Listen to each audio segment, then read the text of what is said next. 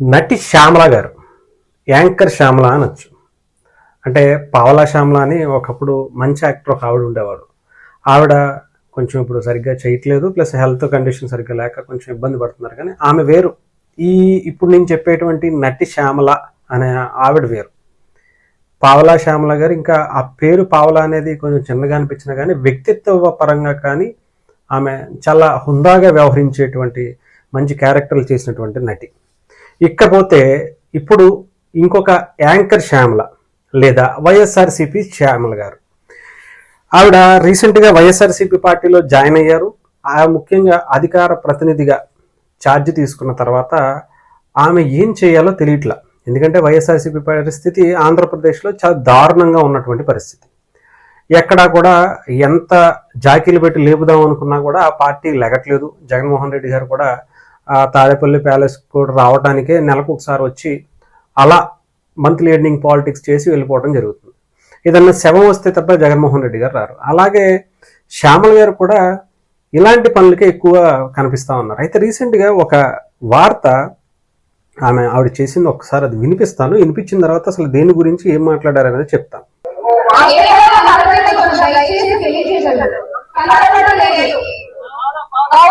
ముఖ్యమంత్రి గారు ఇది ఆమె అన్నారు. డిప్యూటీ సీఎం పవన్ కళ్యాణ్ గారు పిఠాపురం ఎమ్మెల్యే గారు పిఠాపురంలో కనిపించట్లేదు అంట. కొంత వ్యంగ్యంగా ఒక ఫోటో, ఒక పేపర్ పెట్టుకుని మీకు పక్కన కూడా కనిపిస్తూ ఉంటుంది. ఇలా పట్టుకుని చూపిస్తా పవన్ కళ్యాణ్ గారు ఇక్కడ కనిపించట్లేదు అని ఆమె అంటున్నారు. అలాగే నందమూరి బాలకృష్ణ గారు హిందూపురం ఎమ్మెల్యే, ఆయన ఇక్కడికి వచ్చి ఇక్కడ చేసింది ఏంటి, అసలు ఆయన ఇక్కడ ఉండట్లేదంట, అటు పవన్ కళ్యాణ్ గారు ఇక్కడ ఉండట్లేదంట, వీళ్ళు అసలు ఏంటిది, వీళ్ళు అసలు ఎమ్మెల్యేలా, మనం అనవసరంగా గెలిపించాం కదా వీళ్ళని అనేది ఆమె పాయింట్ ఆఫ్ వ్యూలో ఆమె చెప్పుకుంటూ వచ్చింది. Yes, okay. మరి జగన్మోహన్ రెడ్డి గారు ఏం పీకుతున్నారు? తాడేపల్లిలో లేదు, తాడేపల్లిలో ఉన్నా కానీ అది పులివెందులు కాదే ఎక్కువగా పోని. మరి తాడేపల్లికి ఆయన ఎమ్మెల్యే కాదు, ఆయన బెంగళూరు అలంక ప్యాలెస్కి ఆయన ఎమ్మెల్యే కాదు, ఆ ఏరియాకి. మరి ఎందుకని పులివెందుల ఎన్నిసార్లు వెళ్ళి ఉంటారు? ఇక్కడ ఇప్పుడు కరెక్ట్గా గెలిచిన తర్వాత, లేదా గెలవక ముందు ఆయన సీఎంగా ఉన్నప్పుడు, ప్రతిపక్ష నాయకుడిగా ఉన్నప్పుడు ఎప్పుడైనా లెక్కేసుకోండి, మీ ఇష్టం. పవన్ కళ్యాణ్ గారు ఎన్నిసార్లు వెళ్ళారు, నందమూరి బాలకృష్ణ గారు ఎన్నిసార్లు వెళ్ళారు, లేదంటే చంద్రబాబు నాయుడు గారు ఎన్నిసార్లు వెళ్ళారు, లోకేష్ గారు ఎన్నిసార్లు అక్కడ ఉన్నారు, ముఖ్యంగా జగన్మోహన్ రెడ్డి గారు ఎన్నిసార్లు ఉన్నారు? లెక్కేసుకున్నామా? లెక్కలు వేసుకోవడానికి వస్తారా? అంత సీను, అంత ఇది ఉందా? ఎక్కడో అసలు ఈ రాష్ట్రంలో రాజకీయాలు చేస్తూ, ఈ రాష్ట్రంలో దాచుకుని బెంగళూరు ప్యాలెస్లు కట్టుకుని బెంగళూరులో ఎంజాయ్ చేసేటువంటి జగన్మోహన్ రెడ్డి గారిని కంపేర్ చేస్తూ మీరు మాట్లాడగలిగేటువంటి పరిస్థితి మీకుందా? ముందు అది అంటారు కదా, గురివింద గింజ కింద నలుపు దానికి తెలీదు అని. అలాగే ఉంది మీరు మాట్లాడేది. మీరు మీ నాయకుడి సంగతి మాట్లాడండి.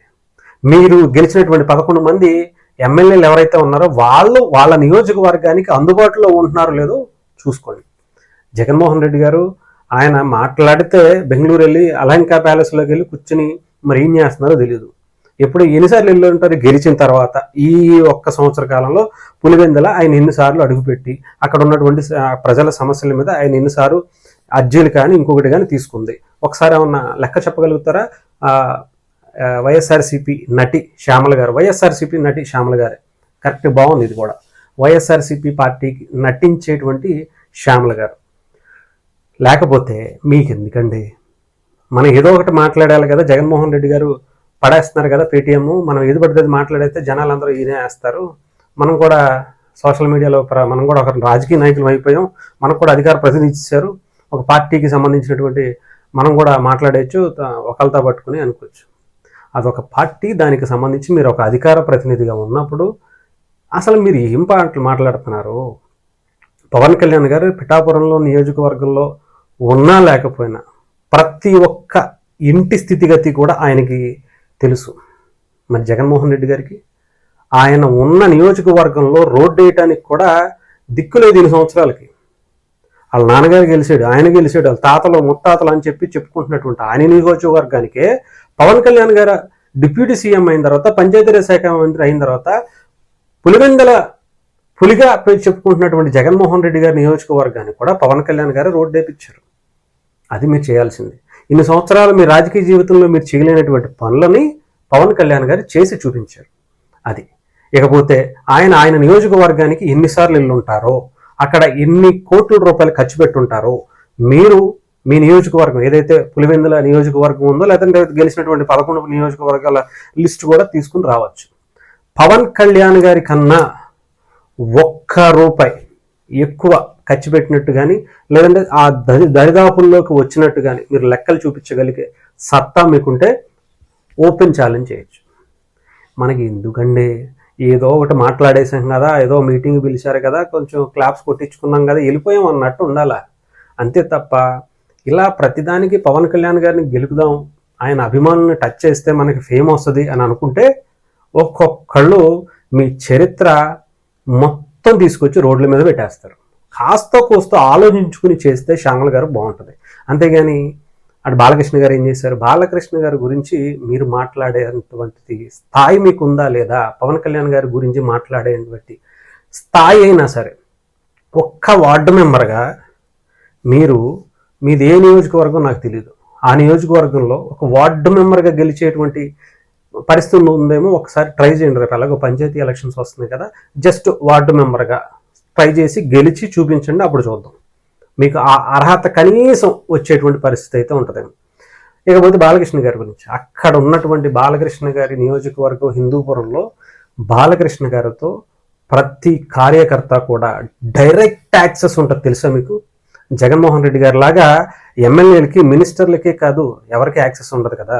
కనీసం మీరన్నా వెళ్ళి జగన్ గారితో మాట్లాడడానికి డైరెక్ట్గా ఆయన ఫోన్ నెంబర్ మీ దగ్గర ఉంటుందేమో ఒకసారి ఆలోచించుకోండి.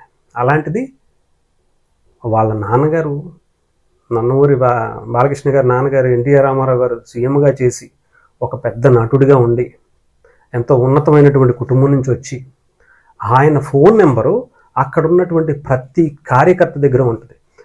ఒక్కసారి ఫోన్ చేసి, అన్న నేను ఇలా అన్న పలానా వ్యక్తి, చెప్పు ఏంటి అని చెప్పి డైరెక్ట్గా మాట్లాడతారు.